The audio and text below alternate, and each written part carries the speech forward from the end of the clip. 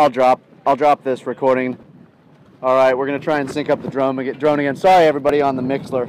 We're syncing up the drone and rolling. Benny Geisinger just got it in the air. We had some equipment malfunctions, and sorry about that. We had this and that happening, but anyway, those of you again joining us, Nico Parlier put his kite into the mast of the VIP boat, the big catamaran that's on the race course, in between those last two races. He was trying to get a drink of water, and boom, the kite got plastered up against the mast. We waited, of course, in due process for the last finishers to come through, and in that time period, approximately 15 minutes, they were able to release the kite. They released the kite, it flew into the water, it was all soaking wet, and someone, one of his teammates, came over and gave him a replacement kite. So Nico Parlier is on the course with a teammate's kite, which is, I think it's okay in the rules. Wouldn't call myself an expert, but you know, he's got someone else's kite that someone gave him. Interesting development that we've, you know, often pondered, like what happens if one of your teammates, you know, it's kind of like, I don't know, is it like the Tour de France, where, you know, your teammate's out here, and anyway, I'm not going to get into this. It's not my job. I'm going to just comment on this race and make sure my flags and whistles go off at the right time. Jessica's going to help me with that kind of timing, and we're going to rock on through. So here we go. We got Ollie Bridge coming into the bottom mark in a leading position, right in front of and on the same line of Maxime Nocher. And here they are in picture. Parlier with the orange kite, Heineken with the red, and oh, that's not Nocher in the picture. That is Axel Mazzella. Nocher is just up on their hip on the blue and white, and Ollie Bridge is coming in smoke show. Two drones in the air, down near the bottom.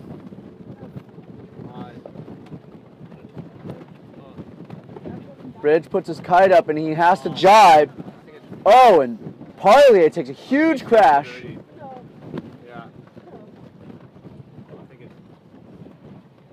Parlier crashes. Heineken comes around with a port rounding. Nocher comes around with a port rounding. Wow, there's a lot of drama at the bottom here. Oh, that is cool. Holy mackerel, that's real racing. So Heineken and Nocher battling next to each other with Mazzella right behind them. Here comes Theo Lotus, Marvin Baumeister, Tijuan. And going over on the other side is John De La Falbert. Ah, man, I'm bad at this name. I keep on saying De La. De La Soul is from the soul.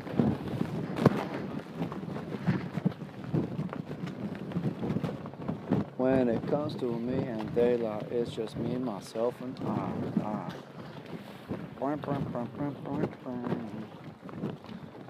So going out to the left-hand side was Ollie Bridge. He took that jibe. Let's see if it works out for him, because it seems like the early right at the bottom around the gate has paid. Of course, it's really not an option off the start line to get that early right, but people seem to be taking us up on it.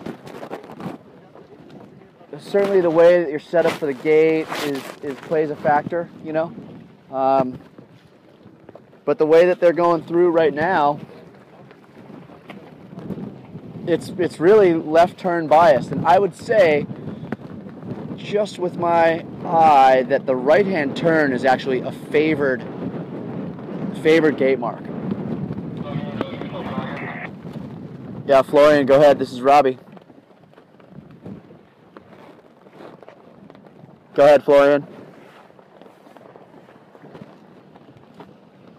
So the O's. Yeah, Florian, go ahead. He's not hearing me. Florian, it's Robbie, 6'9".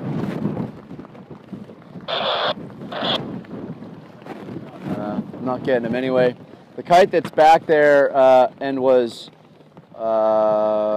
rescued from the top of the mast is now up in the air again. And no, that partly did.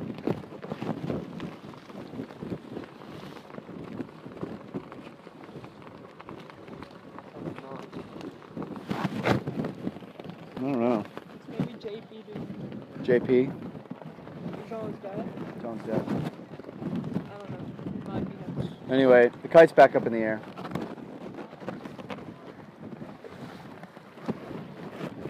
Let's see what Benny's got on the screen. So there they are up at the top. Ollie Bridge coming on the port ley line. Rip shit. Going super fast. He tacks over onto starboard, onto the starboard ley line. That'll be Ollie there. He's way ahead. Yeah. There's the rest of them. There's Heineken.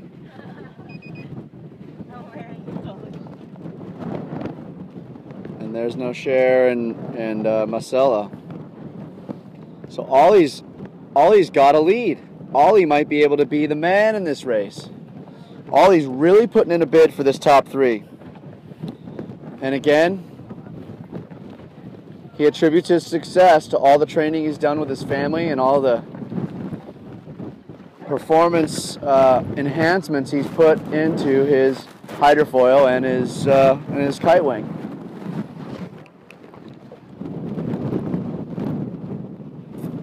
So there he goes, full speed, Ollie Bridge, looking really strong.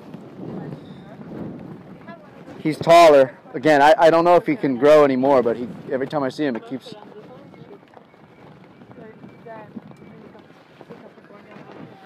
No, that is Nico. Nico was not in that.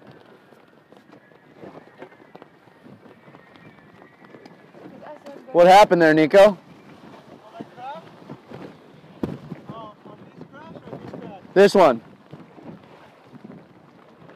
You're just trying to get water? Beginner move, he says.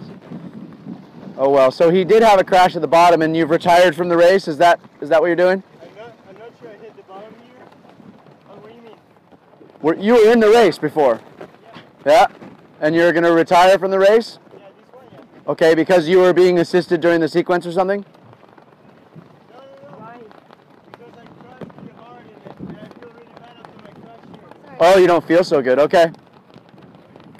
All right. I hit my head, I did it. Are you okay? Really hard on the water. Are you okay? How many fingers?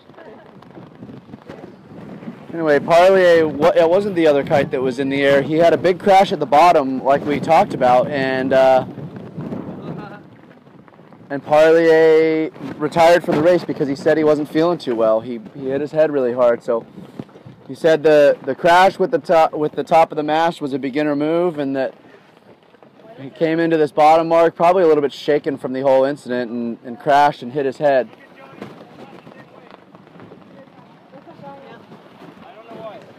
Yeah, Parlier just points out that Johnny just crashed the same way, and Marcella is going to pull into the second place. So big drama. Here comes Maxime Nocher to challenge Johnny after his crash. Ollie Bridge is going to be the next winner.